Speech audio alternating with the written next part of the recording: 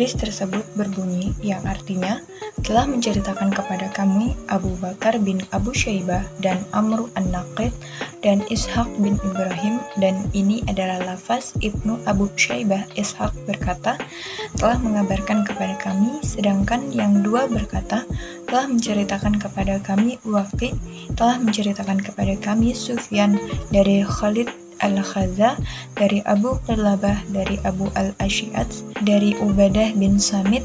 Dia berkata, Rasulullah SAW bersabda, emas dengan emas, perak dengan perak, gandum dengan gandum, syair dengan syair, kurma dengan kurma, dan garam dengan garam. Tidak mengapa jika dengan takaran yang sama dan sama berat serta tunai. Jika jenisnya berbeda, maka jualah sesuka hatimu, asalkan dengan tunai dan langsung serah terimanya. Hadis ini mensyaratkan jual beli emas dengan yang lain boleh dilakukan dengan cara apapun, asalkan tunai. Yang dimaksud dengan yang lain selain emas dengan emas, misalnya emas dengan perak, emas dengan gandum, emas dengan syair, emas dengan korma, dan emas dengan garam.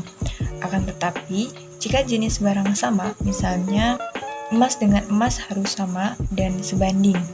Jadi, barang siapa yang melebihkan atau menambah, maka dia itu telah melakukan praktek riba. Para ulama telah menyepakati bahwa keenam jenis barang tersebut, yaitu emas, perak, gandum, syair, kurma, dan garam yang disebutkan dalam hadis tadi, termasuk komoditi ribawi.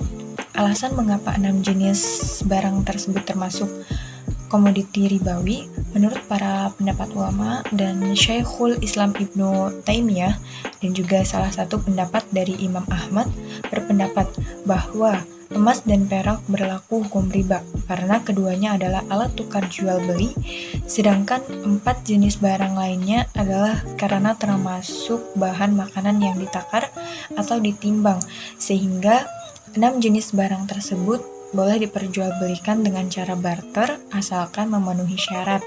Bila barter dilakukan antara jenis barang yang sama, misalnya kurma dengan kurma, emas dengan emas, gandum dengan gandum, maka akad tersebut harus memenuhi 2 persyaratan.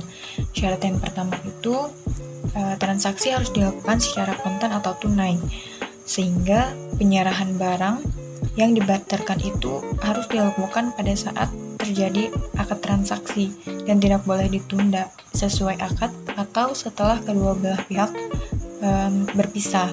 Contohnya itu seperti misalkan kurma berkualitas yang bagus sebanyak 2 kg ingin dibarter dengan kurma lama sebanyak 2 kg juga, maka syarat ini harus terpenuhi. Kurma lama itu harus ditukar dan tidak boleh ada 1 gram yang tertunda, misalnya 1 jam atau bahkan 1 hari ketika akad itu berlangsung. Contoh ini termasuk ke dalam jenis riba nasi'ah, yang mana riba nasi'ah ini adalah riba karena adanya penundaan. Syarat yang kedua itu, barang yang menjadi objek barter harus sama jumlah dan takarannya, walau terjadi perbedaan mutu antara kedua barang. Contohnya itu seperti misalkan Ahmad ingin menukar emas 21 karat sebanyak 5 gram dengan emas 24 karat. Maka ketika terjadi akad barter, tidak boleh emas 24 karat tadi dilebihkan misalkan jadi 7 gram. Jika dilebihkan, maka terjadilah riba fadl. Nah, riba fadl ini adalah jenis transaksi yang sebenarnya cukup umum di kalangan atau di tengah masyarakat. Riba fadl ini adalah tambahan yang disyaratkan dalam tukar-menukar barang yang sejenis, tetapi ada imbalan atau tambahan di salah satu barang yang dipertukarkan. Jika 2 syarat tadi itu tidak terpenuhi, maka jual beli yang dilakukan tidaklah sah, dan jika barangnya dimakan, berarti telah memakan barang yang haram. Dalam hukum Islam, jual beli emas secara tidak tunai terdapat 2 pendapat, yaitu yang pertama pendapat yang dilarang.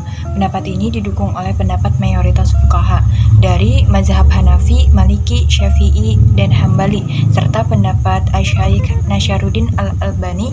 Boleh pendapat ini didukung oleh pendapat Ibnu Taimiyah, Ibnu Qayyim, dan ulama kontemporer yang sependapat. Ulama yang melarang berpendapat bahwa emas dan perak adalah saman atau harga alat pembayaran dan uang yang tidak boleh dipertukarkan tangguh atau secara tidak tunai, karena hal itu menyebabkan riba.